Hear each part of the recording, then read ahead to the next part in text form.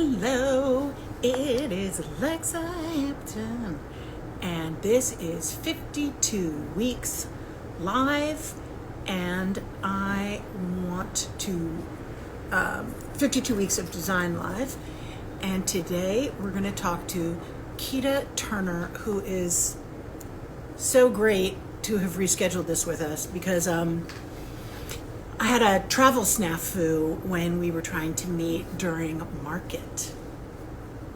So here we go. Hi, Courtney. Hi, Serena. This time I'm very quick on the invite. This is good. Hi, Emmy.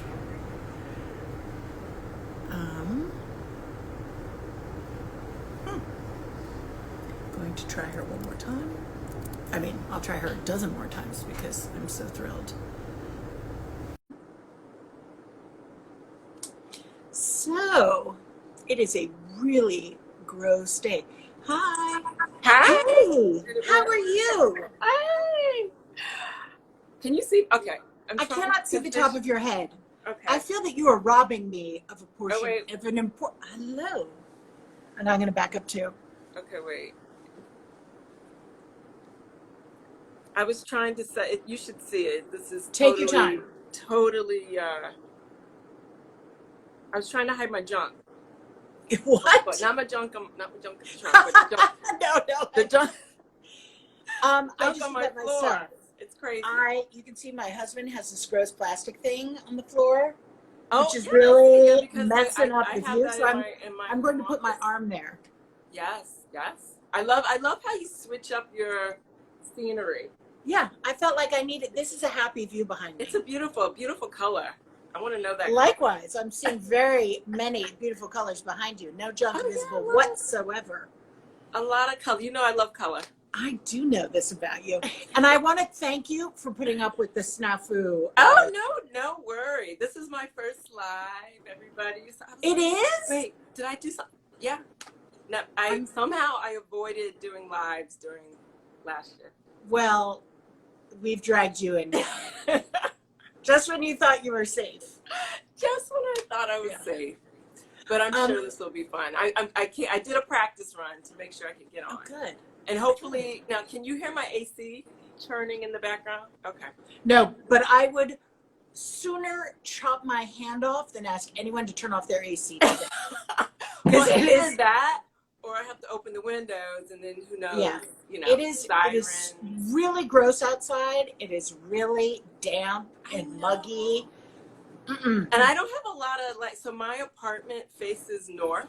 Mm-hmm. So I have a 2-bedroom apartment, but I only have a window per room.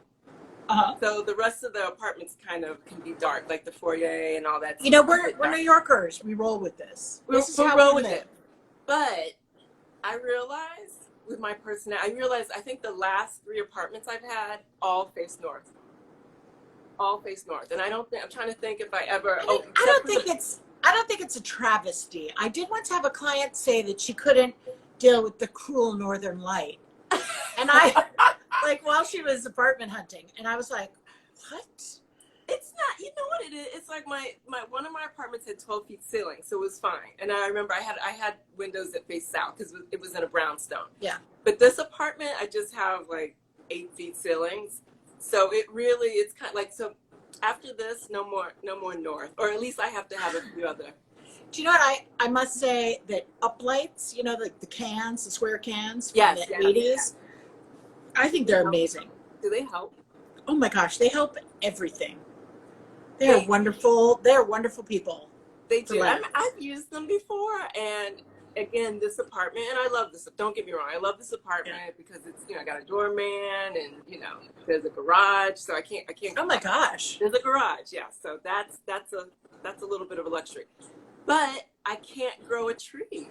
I have a pretty good green thumb, but this is the one apartment I've gone through several trees. Well, I can't grow them. Well, this is my friend. Louise. Yeah, the fiddle leaf. It won't grow in my. And she's been with me for about 5 years now. Oh, I'm jealous. I try. I have tried. But I don't keep her alive. That's the trick.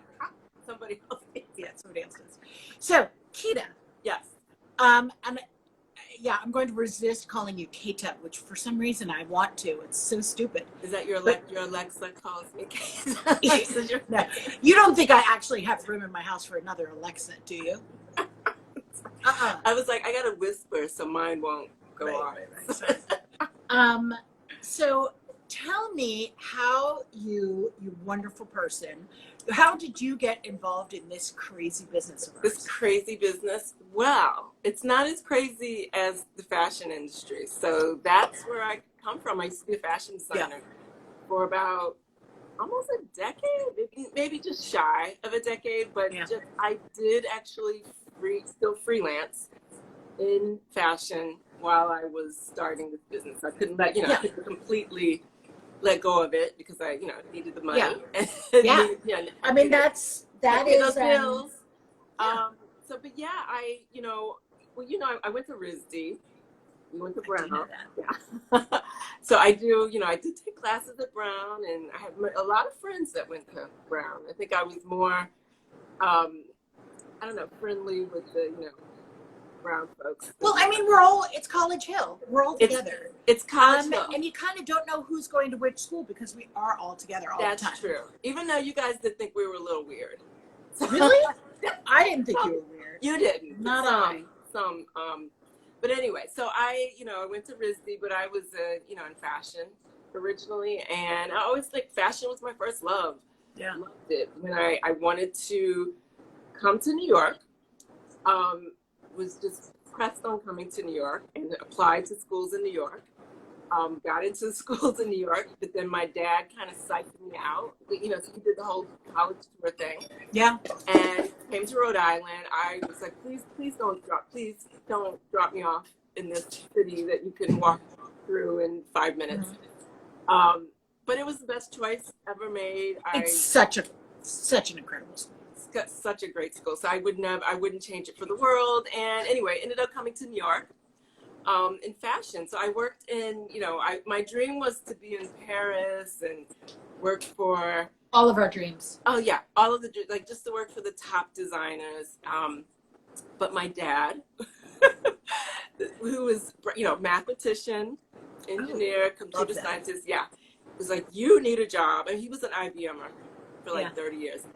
You need a job with benefits. And you were like, the benefit is living in Paris. And he's like, that's not what I meant. So, I followed my, did what my dad was suggesting or took his advice. Landed in New York. Not a hardship. Not a hardship. I worked for some big names. I worked for, remember, I'm aging myself, but worked for Liz Claiborne for a few years. That was tough. Worked for, did a little bit of freelancing because that's going to circle back to how I kind of started working for myself. Found that I made more money freelancing the year. I freelanced for a year. Yeah. Just for various companies as an independent contractor. Then, I don't know, I got a little scared. One of those companies, I freelanced for Old Navy. So when Old Navy was coming about, so it was the Gap, so Gap Corporate. Worked there for a bit, and then Federated Department Stores. Yep. And then I got a little scared because I was like, maybe I need that insurance, or So Federated offered me a job, and that's where I landed at Federated. By that time, I was a menswear designer. And so drawn to the beautiful materials and just materials, tailored. But the mass market, you make more money, I feel, on the mass market end, especially if you're working for a company, and the benefits and all that. But it was boring, Alexa. It was just, I was dying inside. Yeah. It was just very cyclical, because it's a business. What sold last season? The relentless seasons, march of seasons. I look at people in fashion and I tilt my hat to them because I could not do that. It was inspiration on command. Yeah, inspiration. And even that. It wasn't my dog is eating something. Hold on one second. Okay. It's making all this noise. Stop. No problem. Okay. So you're saying? Mm. Oh, no, you weren't. Sorry. I wasn't. I was sipping. what was I saying? See, So the cycles, the relentlessness. Yeah, so it was the same, you know, the color palettes didn't change that much. Even if I tried to, you know, squeeze or, you know, put a new color in there, like, nope, that didn't sell. We shopped. I mean, we shopped in overseas, in Europe, United States. But it was That's exciting. It became knocking off. So we were just, you know, knocking off. Yeah. Change it 30%. We won't get in trouble. Knock it off. So I was like, okay, this cannot be my life. My office was across from Madison Square Garden. I used to look out my window. What a bummer. I mean, it wasn't good, but I had a window. I had an office window. I mean, that's like asking for the bare minimum at that point, right? You're like, and I had air. And I had an office. But I used to look out the office and I was like, I just saw the people walking by and I was like, okay, there has to be something else out there. My mom, who's an artist, she's a fine artist. She's a painter and sculptor, but she kind of started designing people's homes in St. Louis. So I was like, wait, what are you doing? Like, so you were raised in St. Louis? Yes. Yeah. I was born in Houston. So I'm a Midwesterner, Southern girl.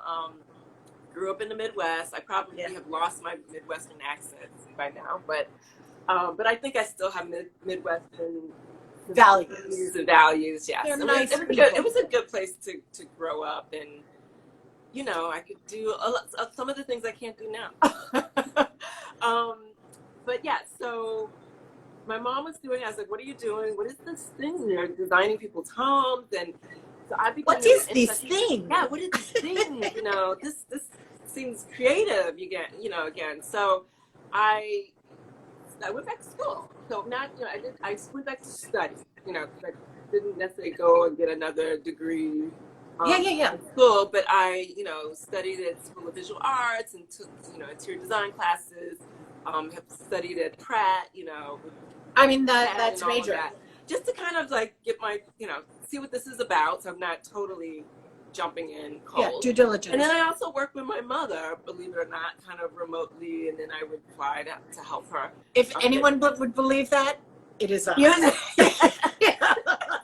But my mom wasn't, you know, she didn't take it as far. I mean, she didn't really have to, and I don't think it wasn't her love. I mean, painting is her, that's what she does. That's who she is.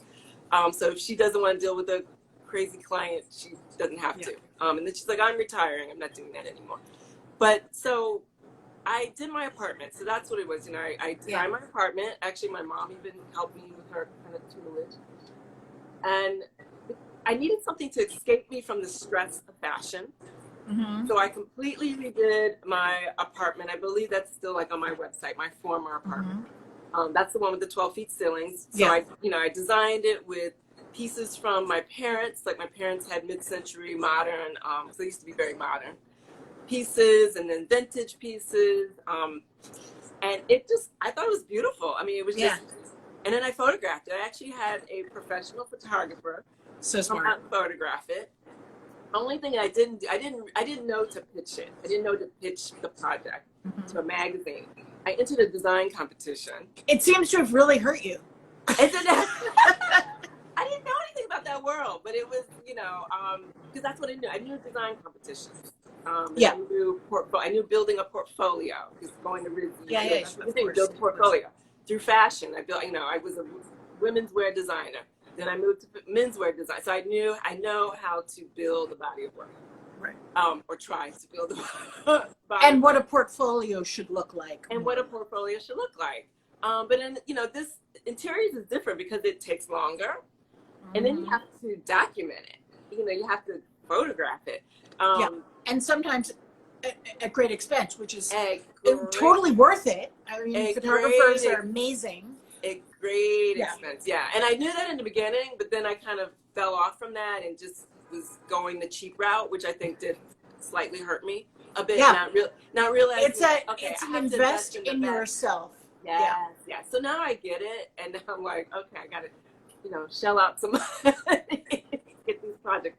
But anyway, so I had a party. This was back then. I was still in fashion, in my 20s. Had a party with a group of girlfriends in my apartment.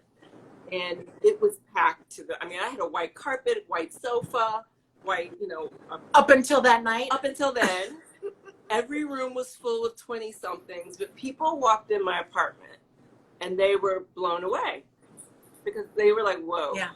You're living like this? Yeah. I mean, and it was really just from vintage and hand-me-downs, but, I reupholstered things. You knew how to do it. I had an eye, I had an eye to, pull it together.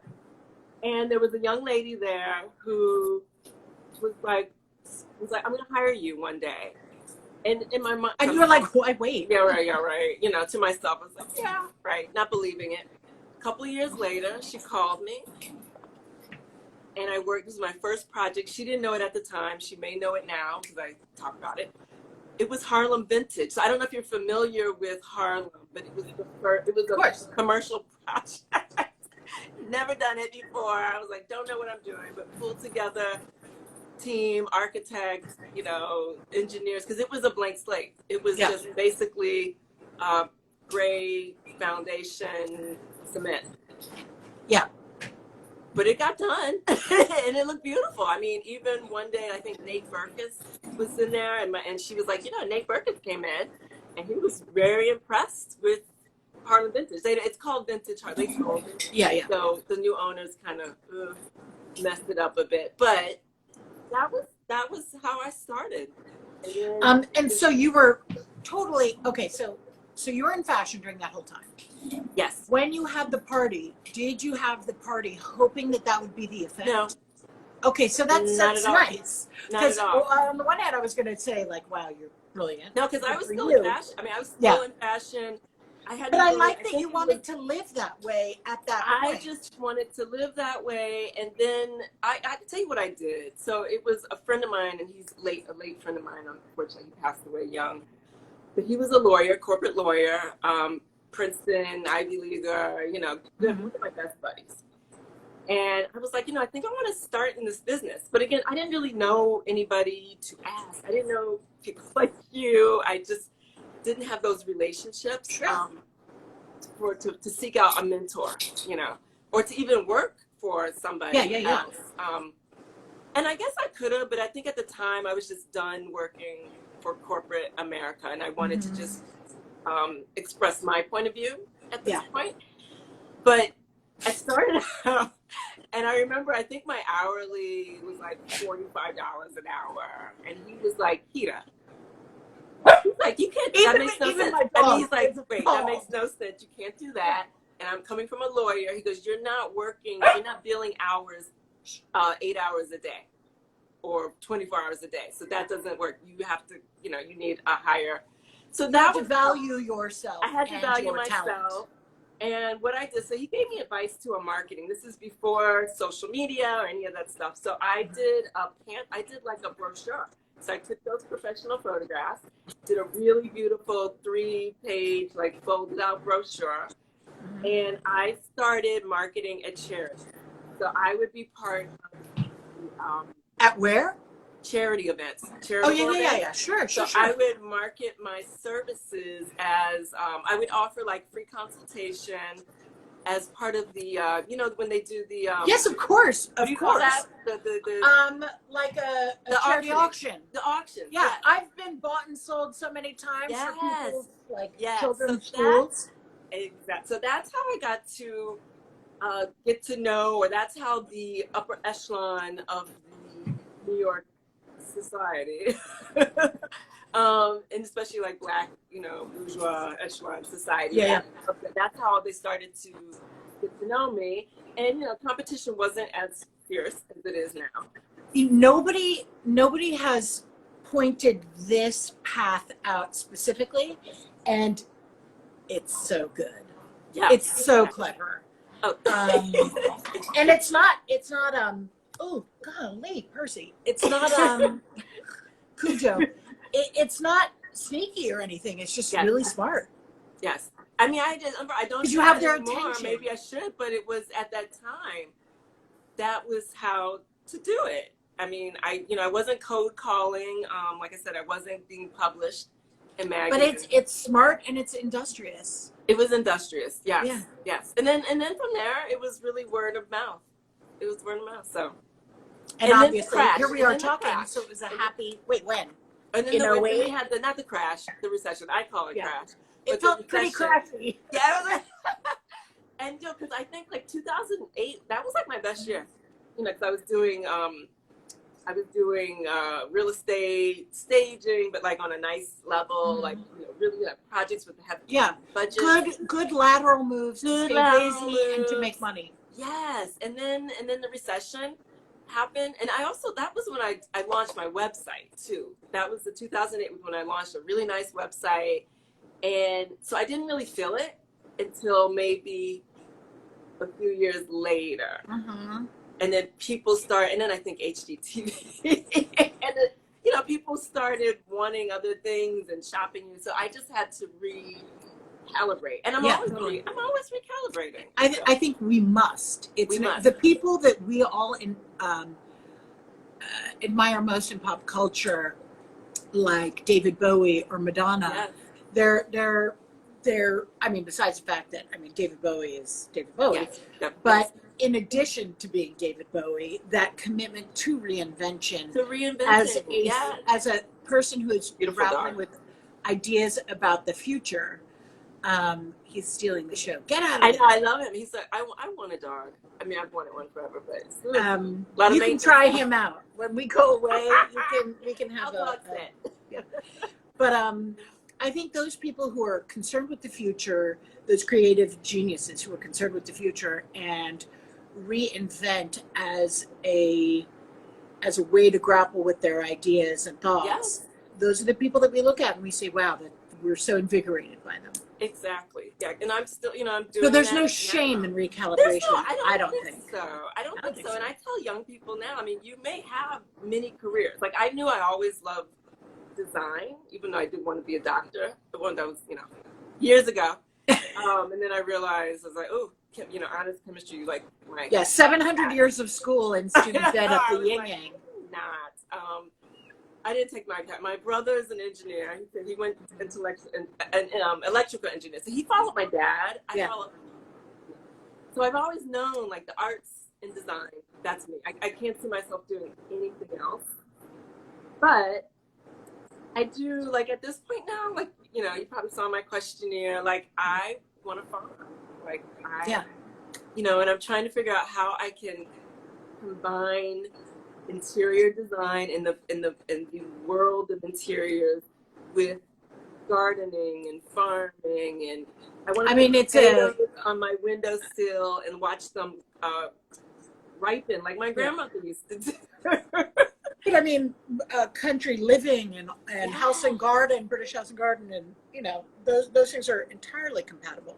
That's so compatible. From the Martha Stewart end all the way to more design focused. Or even like, I love how Elizabeth Akins.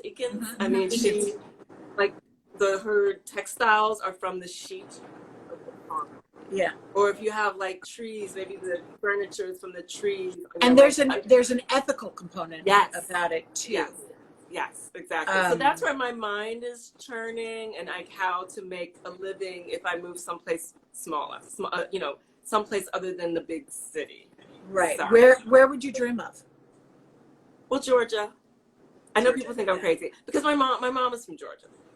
Yeah. So I have she has roots there, but I feel like I have roots there. And for some reason, not Atlanta. Like Atlanta's another whole nother. It could be close enough. That would be the big city that would be close, but it would be somewhere in Georgia, maybe middle Georgia. And I love Savannah. I don't know, just somewhere southern with some southern charm and yeah. And then, but I love California. Yeah, I've always loved about that. Would you ever just like try to be bicoastal? Why not? Why not? I think about that sometimes because I love to work in California more. Yes. So I don't mean I'd go to California to live there. To live there, but just to be. But But I wonder. It would take a commitment. To make a commitment. Yeah, I'm working on. I have a girlfriend out there now. We're talking about something, a possible project that could help get my Get put you out out there. there. And I have had some interest. I've had some calls from possible clients in that area. So What is going on? Stop. He is. dog, but it sounds like a parrot. I was like, what you got going on over there? That's a squeaky toy. Yes, I'm always thinking, like, even now, like I have a project in Florida. I'm flying to DC this week because I have a presentation for a client in DC. So I'm trying to get more projects outside of this area, just so, and I believe in manifesting. I do too. These I things. mean, all the time. All the time. I mean, I know run you around the have to streets, think them, you have to think them, and then you have to do them, or do, But I just don't want to be stuck. Like, I mean, I know you're a native New Yorker. I'm not, but I want to feel like. For there are years that go by where all of my projects are out of New York. Okay. Yeah. I mean, I'm thrilled that I have more local work right now. Yeah. So, sure. yeah, I mean, the way you were just describing having many careers in one, it's like that. Sometimes you live on a plane, and some years you don't. And some years you don't. Exactly. So that's what's happening. That's what I'm thinking. And if somebody posted something the other day, designer friend. I'm really bad at verbatim, but it was like, oh, I want a house. I mean, this is not about clients. It's about what I would want. I want a house in the in the country. I want to live in the city. I want to live in the mountains. I want to live on a lake. And I was. And it was kind of like, and what's wrong with that? Like, so, and I was like, oh my God, my sentiments exactly. Like, I want all of that. Like, even if it's like for 2 years here, 2 years there, or whether it's just vacationing there. I think, why do we have to just settle? No, and I was talking to somebody doing this last week, Adam Lippis, who said that he used to spend time, and I feel like I've heard this from a lot of my friends, little bits in the country, live in the city, and now they've all flipped the paradigm and are spending much less time in the city because they've learned that they don't have to be here. Yes. Wait, what's your dog's What do you name have again? against her? She's a lovely person. I'm good with dogs. What's his name? Percy. Percy. Hey, Mercy. Uncle.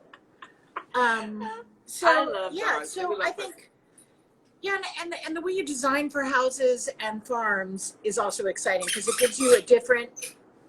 I'm closing it. I am. Let's go with the flow. I'm at least going to make myself in a place where he can lean on my lap. Oh, got it. Okay. So maybe he feels it. Are we like fighting for your attention? He is. I don't know what his deal is. I'm sorry. I'm very loving with him. He hung out with me while I was in the tub all morning. So anyway, so I would love to do what you're describing in terms of the projects. Yes. But I would love to do it in Europe. Oh, in so Europe. I would love to work in the English countryside. In the English. Now, have you ever worked overseas? I've worked overseas, but in the France and in China and in India, Got it. Gotcha. but not England. Not England. And I like thinking of these things as adventures too. Even if you do it once in your life, that's exciting. And then it's just like, and I love the fact that even someone like you at your level, like you still have like those dream projects, or you still have things that you want to do or experience. Think of how sad it would be if we ever reached a point where we didn't have anything to look forward to. That would be super sad. That would be super How would we even imbue the rooms with special things? I know, and that would be super sad. And I think that sense of adventure, that sense of like discovery is important. It's vital to just living, and it's like that's what keeps like for me. That's what keeps like me waking up each day. That keeps me kind of like I have a curious nature, like just by default. I'm just very curious about what if I did this. And it appears that not only are you curious, but you like to actually find out about like the facts. You want to study it. You're not just you're not casually curious. You mean business. I might be a little nosy too, but and I love like Google is I shouldn't say Google, but Google, that's my friend. I love like researching. Like if I don't know something, even if a client asks me, I enjoy the scholarly aspect of that. Yes. Let's talk about your actual design, because your actual design is really, really amazing. Oh, it is very colorful, and I love the way, in the things that I've seen of your work, you approach color differently in each project, Yes. but they always somehow connect with each other. It's I just met with somebody recently who was saying, can you do a red room and then a blue room? And I was like, of course. But the way you do it is beautiful, and I admire thank you. And it never seems like you've just gone to a different color. There's always a reason why the color appears. Yes. Well, so talk to me about your color things. Yeah, I mean, I can say this. For one thing, I learned how to first see color through my mother. Mm-hmm. So because my mother is a painter, and if you notice, like they don't just, like if they're painting you or they're painting me, they don't just use beige. Right. They layer, and I'll look at them. What I love is I can actually, because it's not a museum, I can actually touch and feel my mom's paintings. I can really look at them. I've looked at her palettes. And she's, she always taught me that color is atmospheric. Mm-hmm. And that's like, when I learned, like, oh, so if you put a color in the middle and you put a color on the side, like it will change, and then you change those colors. They vibrate against each other. It will vibrate, it will change, it will appear differently.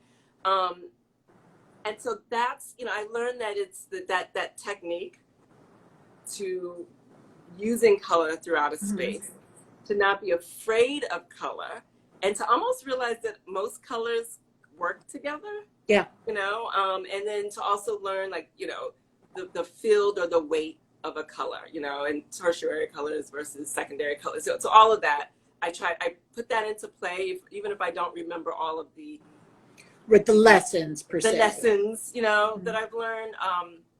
But is your mother a figurative artist or not? She's a figurative. She's more, she did more abstract back when she was younger, because she was just more modern then. Yeah. And then after she went and got her master's or MFA, she became more figurative. So my mom is not. Wow, at the Turner house, none of you are joking around.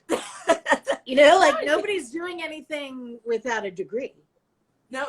Everybody, especially on my mom's side, on my dad's side, he was the first to get a degree, which I am so proud of him, and that changed the trajectory of his family. Yeah. But my mom, actually, honestly, we have fewer degrees than her parents. Like my grandfather had 4, and my grandmother had 3 in Jim Crow South. Wow. So they were educators. My grandfather was the principal of the school. So, but education was important. Yeah. Oh, it sounds like it was paramount. It was paramount, and it was important on my dad's side too. That's why my grandfather, education and playing musical instruments. My grandfather. And where in America were they living? So my dad's father, Kansas City. So Arkansas. So they probably came from Mississippi, Arkansas, Oklahoma. Ended up in Kansas City. And then that's my dad's side. And then his mother, which I've told some people, and I need to tell this more. Yeah. My dad's grandmother was from Papua New Guinea. And I know I do know that from your jumping around a lot here, but I do think that all of those, elements influence. All of those elements influence, and I want to go to Papua New Guinea one day, and I will say I love Vicente Wolf, like his. Yeah. Work. Yes. And one thing I love about him too is like when I bought his books before, and I was like, oh my God, he's traveled to all these places that I want to travel to. I think he spends like at least a month, if not 2, every year. Saying must go and discover. New Zealand, Papua New Guinea. It's like I think it definitely dictates his work. It shows up in his work. So I would love. So I'm fascinated with that side. Don't know enough about it, but I know it comes out in me. Now, and I'm looking at the artwork behind you. Yeah. And I'm seeing, the ones I can see. Yes. Abstract. Well, this one is my mom's. Can And we see I it? have photographed I'm still working on I still have to get my draperies up. Okay. I gotta let it go. Everyone's like, just Keita, just photograph. So I'm like, I'm just gonna photograph. It's like, I'm not completely done because you know how that is. Is it one ever completely finished with their own house? No. I know, and it's very different than than the other apartment. Uh-huh. It's a little bit more grown up, you know, like more lush. I call it lush grown up upholstery. Uh-huh. You can, like, that's my little dining room back there. Yeah. I have my Bunket. Yeah, but it's not built in. I purposely didn't want it built in, so if I move, I can take these I can go to another house and put the two end pieces together and have like a longer dining table. Mm-hmm. But I love the abstract art. So I have a mix of art from my mother, art from, you know, younger starting emerging artists. I bought art from the Affordable Art Fair. And then I'm trying to continue, you know, and I kind of like wish I had done that more. Like I wish that I had gone to more studio visits, like really tapped into, like I wish I do too. I wish I had a Derek Adams piece. Like I should have gotten there when he was like emerging. You know, but when it's so hard. I mean, you're trying to figure it all out. You're trying to afford things. You're trying to do smart things for your business. Yes. Something that I find interesting about looking behind you at your artwork, because you are such a colorist, is that your walls, you have made a backdrop for the color. Yes. When this room this is likewise. It feels very similar. In this room, I knew my art was colorful. Colorful. And so I did the same thing. Yes.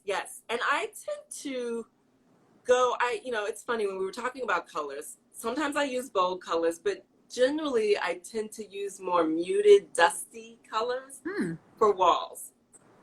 Also because I know some clients may not be repainting or of course papering. Yeah. So it's like for some reason I like that kind of, and maybe that's just what I'm attracted to. I know. Well, that's why we want to know, because your talent is your talent. We want to know what you think is beautiful. What I think of color, and I realize as I look at other people who use color a lot, and some people are like pop art, like they use color in a pop art way, or they use jewel tones. Mm-hmm. I think I'm not really a pop art, and I don't necessarily gravitate towards jewel tones. They're more saturated and rich, and not necessarily primary. I'm not a primary. Do you pick your colors? Like, do you look at your client's artwork first? It depends. It could start with the rug, like if they have a rug that they've spent a lot of money on, a Persian rug or antique rug, that could be the roadmap. It could be their art that could set it off. Or just even, you know, I have a questionnaire, so it could even be like, what's your favorite color? What colors do you like? What do you dislike? Tell me about your questionnaire. Oh my gosh. I love the idea of it. I love it too, and I'm glad I have it, because even for my DC project, I was reading. I was, let me look at this again, because I, you know, had this idea for the bedroom. I wanted to do this kind of mustard, like a deep mustard upholstered bed, a mustard golden. Oh, golden mustard. But wait. Oh, she hates.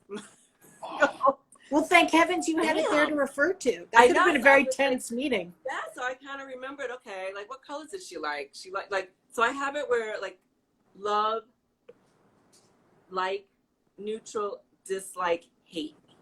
And I find it interesting to see what people really, what they love and what they hate.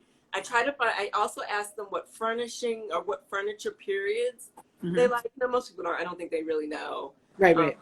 You know, I list a bunch of periods for them. And then, you know, if they're industrious enough, they'll Google and try to figure it out. And it's nice that you're engaging them in it. It's less passive.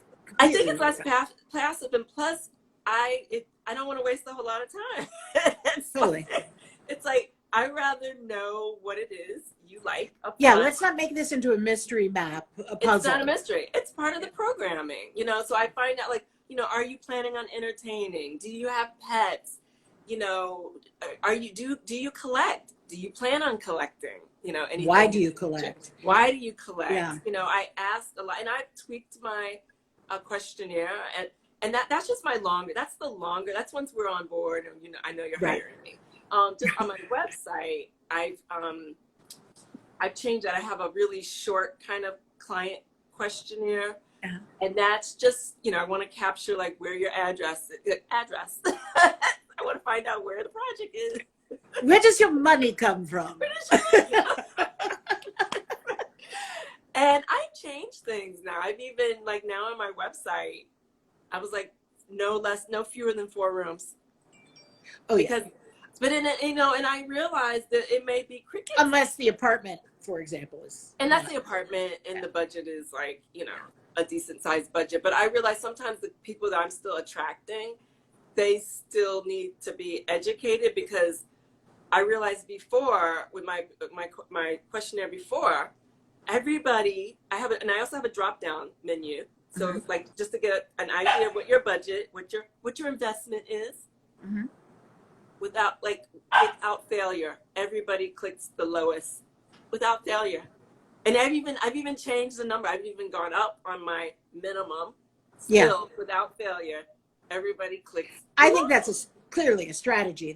That's not necessarily the truth. It's just, or it's until you know what things cost and you really review the whole thing, you can't possibly know just how crazy expensive it can be. Or expensive. And sometimes I just tell people, even if you're like just a simple exercise, even though we're not going to Crate and Barrel, but just go, in your mind, decorate your room, and go to a retailer and add everything up with the things that you think you want. And that's just the basic. That's the basic. Yeah, that's like. And then I'm like, and then ask yourself, does it align with your budget that you are asking me to work with? Me, a professional with talent and experience. Yeah.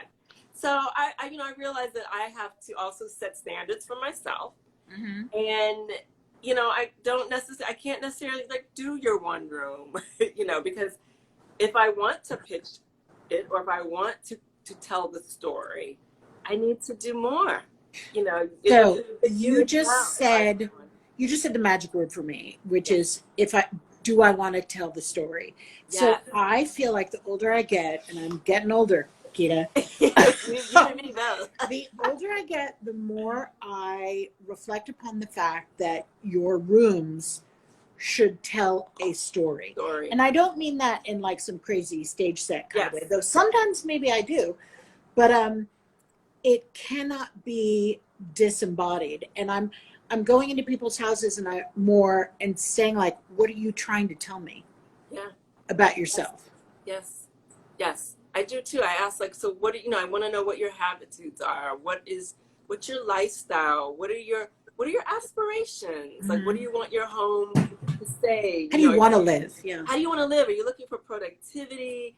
Are you, just like, what is it you want? Like my client down in Florida, I was like, okay, when you guys travel, do you bring anything? Because I realized they don't really have anything like accessories. Yeah. Like, what do you have from like your travels? Like, I know you may have properties and you have this and you have. Yeah. I don't like. We need personality. Like, we need to bring out. What is giving testimony to the life you've lived? Yes. Who are you? And then like I found out the husband has like, he used to DJ. I was like, what? No, really? Okay. They're all. How did you not know that? Yeah. Because I know. How could they be hiding? They never talk about it until the wife mentioned. Oh, because I was like, do you guys have any coffee table books? They're like, well, yeah, we did. And I said, what do you like? Like, we need to get you some coffee table books. Like, what draws you? What are you interested in? Oh, well, we do have some coffee table. They're in storage in New York. What? Oh, well, there's a lot. Okay, wait. Okay, next time you're back up here, I'm going with them to their storage. And then that's when it was like, oh, and my husband used to DJ, and we've got thousands of albums. They buried the lead. I was like, okay, so we need to bring some of like, so I want to bring like in the living room, I just want to bring like just a place to put a record player. So, and even if you put some so he could lay back, chill, and partake of something you love.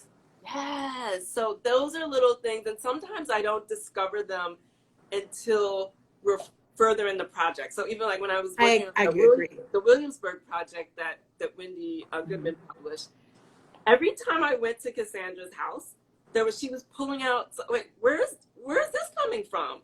Oh my God! Like Yeah. you have she has the most amazing things. Like she has a Jeffrey Bean dress, vintage dress. Yeah. That I want. I think you have the keys. Her aunt it was her aunt's dress. And she pulls out she has a vintage kimono that she used to have as a child. I had a client ask me to frame a vintage kimono and to make pillows out of it, and I loved that preservation of something that meant so much to her. And now those are I just like to find out what it is you like, because I can go and buy accessories, but what does that mean? Then to me, that just looks like a staged or a stage home or a showroom. Just I'd rather checking off I'm the not dots. saying I won't put in some of those elements, but I think we also need things that actually speak to who you guys are. Totally.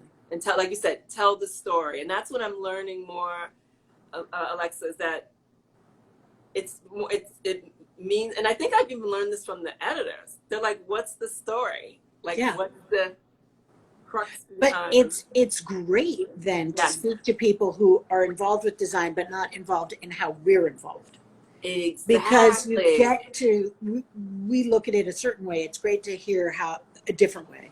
It's great to hear a different way. So I think that will help to change even the work that I'm doing moving forward. Is that just looking at it more from not necessarily what I want to do. I mean, I'll always put my stamp on projects, but who are you? Because I think that you will make this project that much more interesting. Totally. And soulful. Soulful. And I'm also challenging. I don't mind sometimes taking on clients where our styles may, I want them to be design enthusiasts, because that's important, because they have to be enthusiastic and value design in order to pay for it. Right. Because if they say, and who wants to pay for something that they don't understand the value of? If they don't understand, so it's our job to express the value. Express the value, yes. And if somebody says, I've had people, I don't need it to be magazine worthy and all that. Now, look, and not every project doesn't have to be published. I get that. But if they start out by saying that, that's a little bit of a red flag to me, because, and I don't know, maybe. I mean, is it a red flag, or do they just need to be? I mean, sometimes I'm sure it is, but other times maybe they just need to be comfortable wanting more. You're allowed to want better. And maybe, and then maybe how do I? And that sounds like maybe they need to, I don't know, talk to their therapist. How do I? What did you think you were? It's like, that's what did you think I was gonna bring? I mean, I don't know if they're doing that to set them. I think they're doing that so don't go crazy with the butt. And also, but I do think some people are afraid that means that they're flashy. If they want to be in a magazine, that means they're vain. Right, vain. And that's not what we're saying when we talk about that. We just mean that it's like a full expression of what they wanted. Exactly. That we reached. I love what you're saying that. Yes, I love that you're saying that. So maybe I have to relook at that, and maybe next time if somebody says that, I just have to reframe it. Well, I think half of the time you're probably right, but the other half.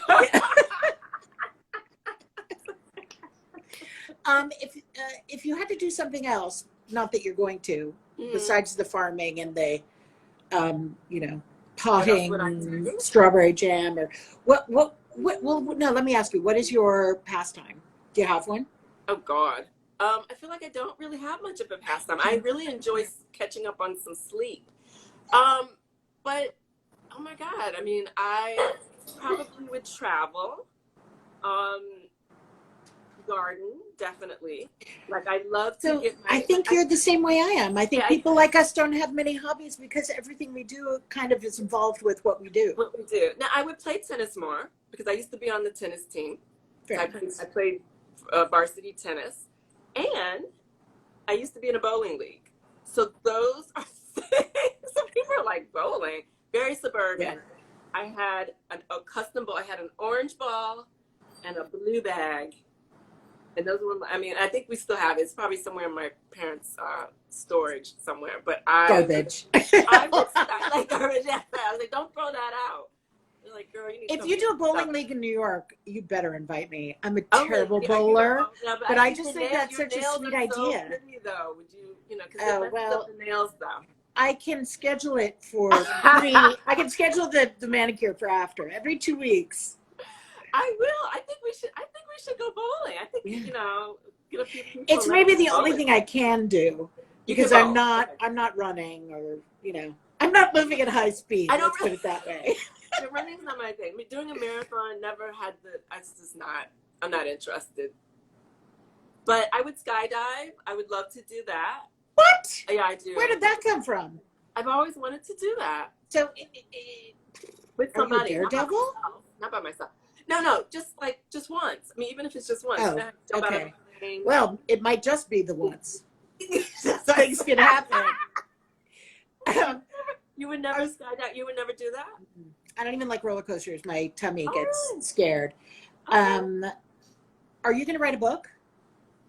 I mean, maybe. I haven't really. I mean, maybe. I feel like you table book or a memoir. Yeah. I don't know.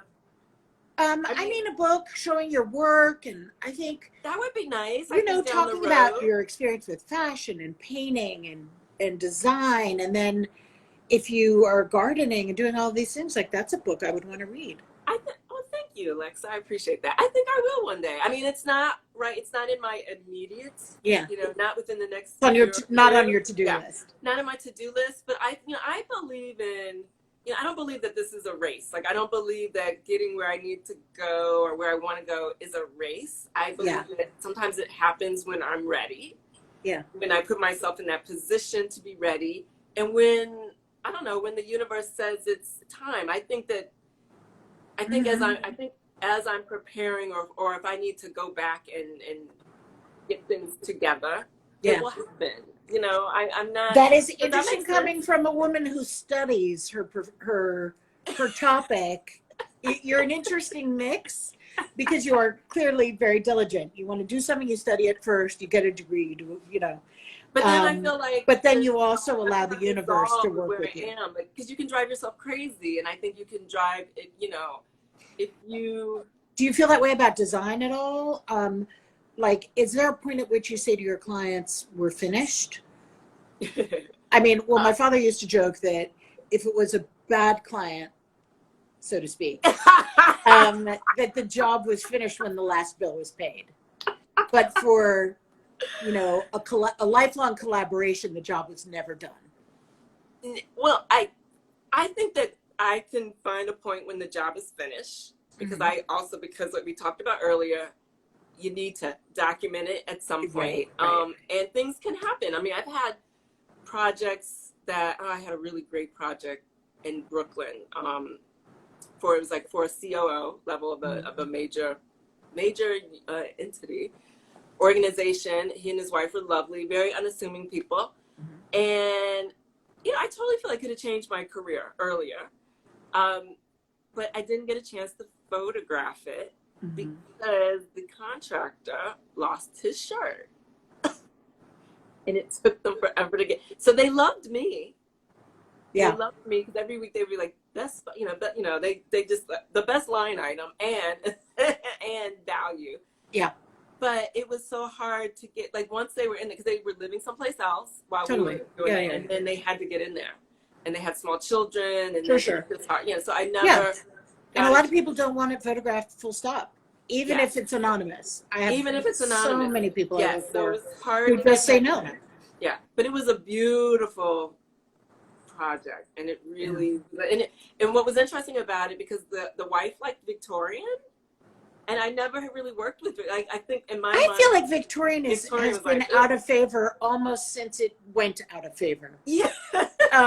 But then I feel like there are some really amazing designers whose work I admire, where you see it creeping in. Where you see, and I embraced it. And so we used some vintage pieces. So I embraced it. And to me, it was a growing experience. And it taught me that, you know, Keita, you can work on projects where you're not necessarily 100% aligned in periods or what you like, but but they're hiring you for a reason. They're hiring you to bring Totally. something, and they're hiring you as a professional that will be able to take their likes and loves and make it better, Yeah, or bring out the best. So anyway, so that was, I don't know why I got on that subject. You were because I was asking you about the book and you couldn't photograph it. yeah, so I can photograph that, and then I can't remember, but yes, I would do a book. Yeah. And who knows, it could change, and as things change, who knows what that book will be, the topic will be necessarily. Yeah. But I mean, I always wanted to do a TV show about like doing a project from start to end, but of course, nobody wants to do that because it's so slow. It's hard. It takes so long. Like, yeah. So how do you? But I guess a book is the way to view it. The book may be the way, but that may not be a no. Maybe it's just not in live real time. And maybe if you had your own production company. That will not be what I am doing. You can videotape or as you go along, and then you just splice it together. Maybe, like, who says it has to be in the traditional format? Yeah, no, I agree. But I think if you move to the country somewhere and you do this project, that is definitely a book from soup to nuts, from the very beginning, breaking ground, finding the property. Yes. That would be really exciting to see. And then there's this interest too in maybe and this is something my mom has wanted to do. She's older, but there's a part of me that feels like I would want to, like, while she's still here, like, help her realize this dream and and continue it. Would be to like, become my own client, which I think that is like the best. Yeah. And to maybe do cottages, or like, I like Blackberry. Is it Blackberry Farm? Blackberry Farm. Yeah, I've never been there. Have you been there? I have not been there, but I've seen photos. Yeah. But I love that concept of like mixing hospitality with design, and maybe having a few cottages on the property. But would you have to take care of the people? I know. Well, I would have to figure that out. That's a big. But I would be at a different point in my life. Yeah. Well, you could sell it. You could do it and then sell it to a management company. Yes. Don't a lot of hotels work that way? Say that again. Don't a lot of hotels work that way, where somebody owns it, but a different group? Yeah. I mean, even if you have property outside, from where you live, you might have someone managing your property. So I think there's a way. That is a fantasy. I would like property, and I would like it managed. So you can see how my mind is thinking. And it's so funny, Alexa. I went to one of my high school reunions. I don't know, it was 5 years ago. I can't remember. But went with a girlfriend of mine who actually lives here in New York. In Harlem as well, and we were like, should we go? Should we not? I was like, yeah, let's go. So we went, and they had our, I guess we wrote down manifestation. We wrote down where we thought we were going to be in, I don't know, 10, 15 years. Mine was, I was a 17-year-old, 16, 17-year-old girl.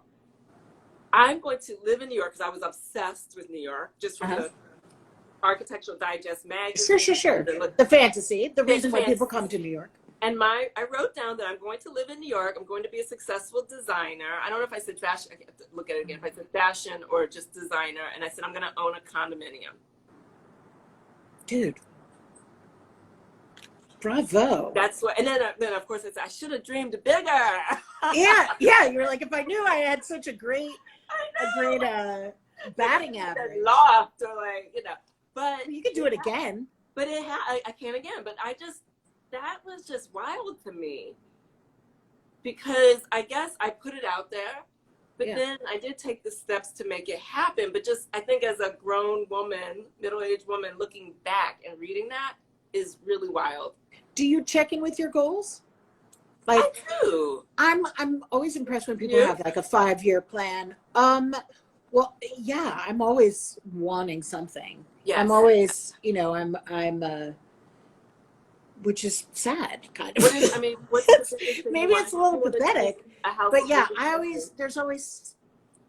I am energized by looking at the future, even though I know philosophically the future is never now. Yes. So I do not mean to not live in the present, but promise to me is thrilling. The It's thrilling. promise of something. Exactly. And are some Um, of your dreams, do some of your dreams scare you? whenever I have a dream, so no, in the dream phase they don't scare me, but Okay. sometimes, like when I first got my furniture line in 2003, Yes. when I Oh my got gosh. the Wow. yes, I immediately felt sick to my stomach. Really? Just like, okay, the getting it wasn't the hard, thinking to myself, oh, I wanted it, I wanted it, I wanted it. And it's like in fairy tales, you always think of and they lived happily ever after. You don't think of what that ever after is. Yeah. So, in that case, the ever after meant, okay, now I've got to get to work. But yeah, it's exciting. I do vote. I'm concerned with be careful what you wish for. That is true. Yeah. God, that is true. Just like, have you phrased it correctly? Or yes. I actually think your young 17-year-old self was sort of smart because you didn't say anything that could have been a verbal trap. Yeah, no, nothing was a verbal like I told trap. my That's husband true. he could have 2 pregnancies. Yeah. I did not realize I would have twins. I was like, whoa, what happened? And he's like, you said 2 pregnancies. I was like, oh my God. Isn't that crazy? I Yeah. think life is fascinating, So well, we are, I mean, I obviously could talk to you I know. Oh hours. Hence the need to bowl. Has it been an hour? It has been an hour. No way. I know. That was crazy. Okay, well, we gotta get together. We've got. There's a lot of follow. Yeah, like for drinks or something. Like, let's get together and just because we could talk more. We will. We will talk more. But I feel like we didn't talk enough about your design. But I love hearing your philosophy. I want to say I do have a project that has. I need to photograph. I'm trying to hopefully photograph it this summer. Where I did use one of your beds. You probably saw it. I posted it. But it was with the other company. And I love them. And I love them very much. Yeah, yes. And they cultivated me and raised me, and I love them to pieces. Yes. So they're not on my shit list. I love them. But I also love you. And it has been so much fun talking to you. And I just wish we were in person, but I know. Well, one day. I got my second shot. I saw you shot. at High Point briefly. Yeah, and I got my second shot on Thursday. Oh, good. Last. I'm vaccinated. I'm vaccinated. Yeah. So how do you feel? You feel okay? I feel fine now. We all had COVID, so the first shot was really debilitating. Oh, wow. But now we're great. Okay, good. I mean, debilitating is nothing if you just are fine after. Yes. Anyway, lots of love. Keita, you're amazing. Everybody, thank you, look at her website and look at the questionnaire on Lex Talks. Oh, yes, that was fun. Thank you. That was fun. All right. Kisses. All right. Bye. Bye.